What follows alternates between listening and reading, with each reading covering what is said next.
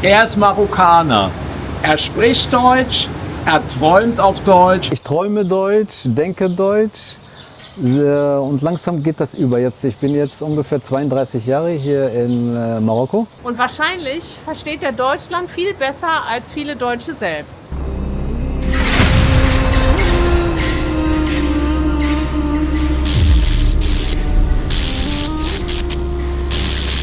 Willkommen bei Miles Meets Moments. Wir sind Alex und Jürgen und wir zeigen, wie deutsche Unternehmer überall im Ausland ihr Glück gefunden haben. Ich bin Mohamed Karouche. Ich habe früher in Deutschland gelebt, als kleiner Junge, die Schule dort gemacht. Und danach bin ich dann nach Marokko gekommen, war in der Tourismusbranche und danach in die Immobilienbranche rübergerutscht. Und dort habe ich mich dann selbstständig gemacht. Und seitdem lebe ich hier. Das heißt jetzt zurück in die Tourismusbranche. Wir sind ja hier in diesem schönen Kenzi Hotel. Das war jetzt eine Empfehlung von dir, weil es hier überall in Marrakesch total wuselig ist. Und bist du Deutscher? Nein, ich bin Marokkaner. Fühlst du dich noch deutsch? Ja, ich träume Deutsch, denke Deutsch und langsam geht das über. Ich bin jetzt ungefähr 32 Jahre hier in Marokko. Und jetzt langsam schwappt das ins Marokkanische, die Träume, das Denken rüber. Das heißt, es verändert sich bei dir gerade Mental, auch was, ja, mental, ne? ja. Also du bist auf jeden Fall ein marokkanischer Unternehmer Ja. mit zeitweiligen deutschen Wurzeln. Ist das richtig beschrieben? Genau, ist richtig beschrieben. Erzähl mal so ein bisschen was über deine Zeit in Deutschland. Also ich bin 1974 rübergekommen. Mein Vater hat mich damals rübergebracht mit meiner Mutter und Geschwistern. Und wir sind da zur Schule gegangen, ganz normal. Wir waren auch die einzigsten Ausländer damals in den Klassenzimmern. Hat sehr viel Spaß gemacht. Das war noch für mich das richtig schöne Deutschland. Ja. Also ich habe wirklich eine schöne Kindheit dort gehabt, ne? Schöne Erinnerungen. Damals kannte ich das auch nicht mit so Rassismus, gab es da überhaupt nicht. Und habe dann meine Schule gemacht, mein Studium Tourismus zu Ende gemacht. Aber in dieser Periode war eigentlich immer dieses Verlangen, wenn wir nach Marokko in den Urlaub gefahren sind. Ich wollte immer in Marokko bleiben. Mich hat es nie nach Deutschland gezogen. Also schon als die erste Anreise 1974, da habe ich schon gesehen, so Regen und alles dunkel. Das kannte ich nicht. Das ist wie so eingefangen. Ja. Diese Freiheit war nicht da. Ja. Sonne, schön, Lachen, Palmen. Das ist ja auch das Gespür, was wir hier in gerade mal 6 Monaten so haben. Ja. Ne? Das ist ja schon so heimatlich hier das Gefühl und natürlich, was jetzt das Land an sich angeht, die Natur und alles, kannst du ja gar nicht mit Deutschland vergleichen. Das habe ich ja mit meinen meisten Kunden, die sind meistens nicht mit Absicht hier hingekommen, um was zu kaufen. Eigentlich einfach nur mal Marrakesch, weil das ja Highlight überall in den Medien. Und dann kommen sie und dann irgendwas passiert mit den Menschen und dann kaufen die auf einmal. Was macht denn überhaupt ein Immobilienberater? Wie bist du dazu gekommen? Also Immobilienberater ist, ich wollte mich ja abkapseln von den Immobilienmaklern. Weil die sind ja breit gefächert, hier überall findest du Immobilienmakler. Aber ich habe mich mehr auf wie so ein Personal Trainer mehr, ne? Ja. Also persönlich zugeschnittene Immobilien, zum Beispiel auch, wenn einer was bauen möchte, dann hole ich dementsprechend den Architekten, der zu ihm passt. Ich führe mit ihnen ein Gespräch und die Handwerker selektiere ich dann dementsprechend aus. Die Objekte auch? Die Objekte auch. Also ich biete nicht so, ich habe Objekte im Angebot, aber die stelle ich nicht aus. Ich unterhalte mich mit den Kunden und gucke, was für Wünsche er hat. Ich fahre mit ihm rum, zeige ihm die Umgebung und dann beschreibt er mir so seinen Traum und dementsprechend schneide ich dann die Suchoption alles auf den Kunden zu. Ja, und war das ein Zufall, da reinzukommen? Nee, das hat sich einfach so ergeben. Ja. Weil ich war ja vorher in der Tourismusbranche 3 Jahre, da habe ich eigentlich so mein Fundament, alles kennengelernt, die Kontakte gehabt und alles. Und daraus hat sich das ergeben. Du hast gesagt, du bist ja von der Reisebranche praktisch in die Immobilienbranche gewechselt. Ja. Was hattest du denn da anfangs für Herausforderungen in dem Bereich? Am Anfang war es sehr schwer. Ich kannte mich zwar mit so ein bisschen mit Bau aus und Plan, ne? Aber ich muss noch viel mehr damit, weil wir machen das sehr professionell. Ich habe wirklich exklusive Kunden, ne? Die sind sehr anspruchsvoll und habe ich eigentlich Learning by Doing. Im Prozess habe ich gelernt. Ich wusste einige Sachen nicht, aber im Prozess habe ich das dazu gelernt und das einfach perfektioniert. Und das dann so entwickelt, dass ich mehr Immobilienberater und eigentlich auch ein Package einbiete, nicht nur in die Immobilie, sondern zum Verkauf. Zum Beispiel auch hinterher der Umbau, den Bau, die Einrichtung und wenn er noch Autos haben will, Personal, eigentlich ein ganzes Package. Und gab es denn da auch mal irgendwie Momente, wo du gedacht hast, boah, ich schaff das nicht? Nee, das gab es bei mir noch nie eigentlich. Weil ich liebe die Herausforderung, ne? Und je komplexer sie ist, umso interessanter ist die. Deswegen bin ich aus Deutschland zurückgekommen, weil in Deutschland ist dieses Geplante. Das sind auch meine Kunden, wenn wir beim Abendessen schön, dann kommen die endlich mal die reden dann vom Herzen. Ne, ja, dieses Geplante in der Schweiz, diese Parkuhren, das regt mich alles auf und so. Hier ist alles schön, Kuddelmuddel, alles durcheinander, da fällt es dir gar nicht auf. Und das gefällt den Leuten. Dieses Geplante, Durchstrukturierte und alles. Du kennst ja jetzt beide Seiten. Du kennst Deutschland und du kennst auch Marokko. Ja. Was ist denn so der Unterschied, den du so siehst, Unternehmer in Marokko zu sein und Unternehmer in Deutschland zu sein?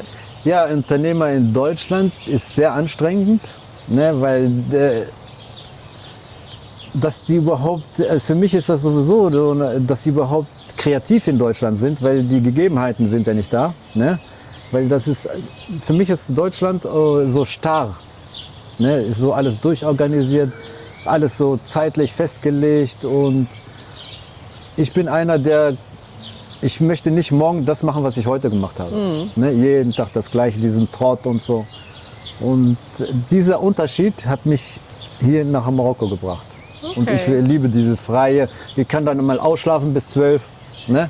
Aber ich arbeite dafür dann auch mal einen Monat durch, wenn es sein muss. Ja. Dann stehe ich um 6 Uhr auf und dies und kann mich dann wieder erholen oder am Strand fahren, in die Berge fahren. Ich kann alles hier machen. Wann alles willst, da. wie du es willst und teilst das selber ein. Genau. Ja. Und mental fühle ich mich super dabei. Ne? Wir sind ja ähnlich getaktet. Ne? Wir sind zwar nicht nur in Marokko Ich schätze mal, viele unterwegs, Menschen sind so getaktet, außer solche Personen, die du mir vorhin genannt hast, die gar nicht verreisen. Ne, und diese so geprägt sind, die können eigentlich selber auch nichts dafür. Was sind denn so die größten kulturellen Unterschiede, die du so feststellst zwischen den Marokkanern und den Deutschen? Was wir ja feststellen, zum Beispiel, wenn wir mit dem Auto in die Werkstatt fahren, Ja. wir werden immer sofort drangenommen und alles klappt sofort Ja. und es wird improvisiert. Ja. Das ist ja in Deutschland irgendwie Komplett anders, klar, ne? klar. Das ist ja, Da was mich war's. gestört hat, Ja. dieses Durchgetakte. Genau. Ne, du musst einen Termin nehmen bei der Werkstatt, du musst das machen. Beim Arzt musst du einen Termin. Ich gehe hier auch, gibt es welche Ärzte, wo ein Termin, da gehe ich gar nicht hin. Jetzt da, wo ich wohne in Casablanca, da habe ich eine Zahnärztin, da rufe ich an, die sagt, komm vorbei, fertig. Und dieses organisierte, zu überorganisiert. Nicht Organisation ist schon gut, muss ja stimmen alles. Aber wenn es zu organisiert ist, macht es keinen Spaß mehr. Und hier in Marokko ist es, wie gesagt, eben lockerer alles. Und mich zieht es lieber hierhin, als viele meiner Freunde sagen, wieso gehst du nicht mehr nach Deutschland?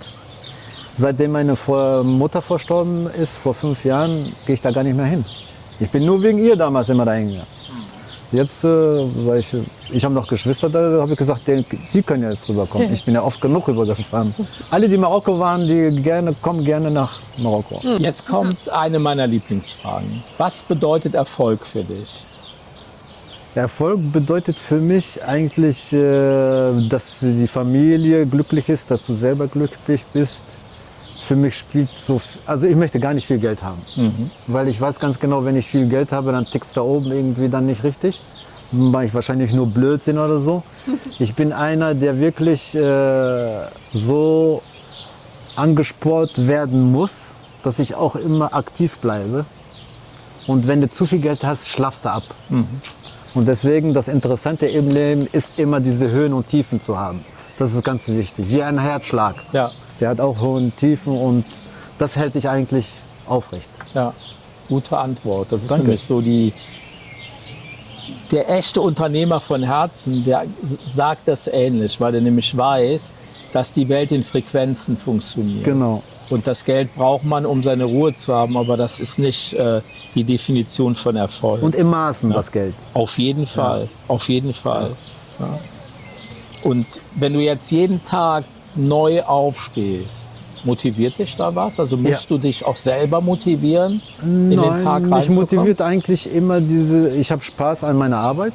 Ich lerne immer verschiedene Leute kennen, mit verschiedenen Charakteren und alles. Und diese Abwechslung tut einem Menschen sehr gut. Und das ist immer wieder eine neue Herausforderung. Ist nicht die gleiche.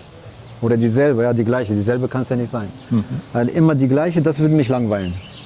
Da kannst du mir 1 Million im Monat hinlegen, würde ich nicht machen, keine Arbeit. Aber diese Abwechslung, die macht Spaß und bringt Freude. Ne? Was liebst du denn hier an deinem Land, an Marokko? Wetter, Natur, Menschen, Essen, eigentlich alles. Ja. Und an Deutschland noch? Ja, an Deutschland mag ich die Geschichte, meine kindliche Geschichte.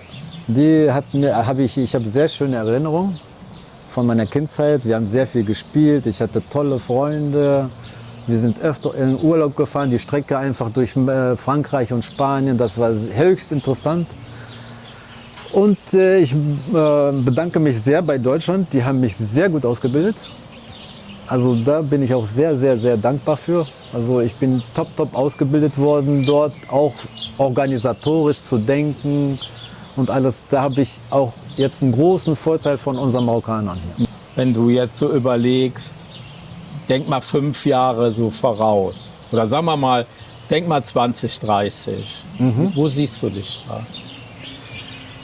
Ja, 2030 ist die WM ja hier in Marokko. Wenn alles politisch stabil bleibt, wo sehe ich mich? Eigentlich so wie jetzt auch eigentlich. Ne? Easy, mache meine Arbeit, ganz locker. Also ich muss nicht irgendwie Autos haben oder Villen oder so, das brauche ich alles nicht. Ich bin mit Wohnung zufrieden, normales, durchschnittliches Leben. Ist für mich noch das Interessanteste. Nehmen wir mal an, es kommt jetzt ein Unternehmer oder ein junger Unternehmer aus dem Ausland nach Marokko. Ja. Was gibst du dem so mit auf den Weg? Ja, zum ersten Mal muss er erstmal einen guten Charakter haben, mitbringen. Ne? Und was ich ihm dann auf den Weg gebe, Als Rat. ja, ich würde den raten, immer genügsam zu sein, reell, auf alle Fälle, nicht zu viel träumen, weil Träume bringen auch Erwartungen und wenn die Erwartungen dann nicht eintreffen, ist man meistens enttäuscht. Und deswegen auch ohne Erwartung hineingehen ins Leben, ne? Und das alles auf sich zukommen zu lassen. Ja, das war ein ganz, ganz tolles Interview, wie ich fand. Wir haben wieder viele Erkenntnisse so aus Unternehmersicht miteinander austauschen können. Wenn euch das... Nehmen können, ne? Ja, ja. Ja. Da waren ein paar gute Sachen dabei, die ich selber mir noch mal durch den Kopf gehen lasse. Wenn ihr noch Fragen habt, schreibt es unten in die Kommentare. Ich denke, du wirst vielleicht auch so ein bisschen mitlesen und Auf alle Fälle, beantwortest auf mit alle uns Fälle. zusammen. Ja. Und liked unseren Kanal oder dieses Video und folgt uns und habt eine schöne Zeit mit unseren Videos. Und Und kommt nach Dankeschön. Marokko. kommt nach Marokko. Unbedingt Marokko Ja, an. genau, Völlig genau. unterschätzt. Ja. Völlig unterschätzt.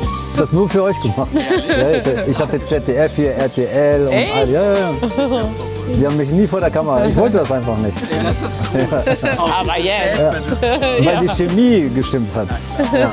Wenn die Chemie nicht stimmt, der kann mir 100.000 hinlegen. Machst du Mach trotzdem ich nicht. nicht, Ja.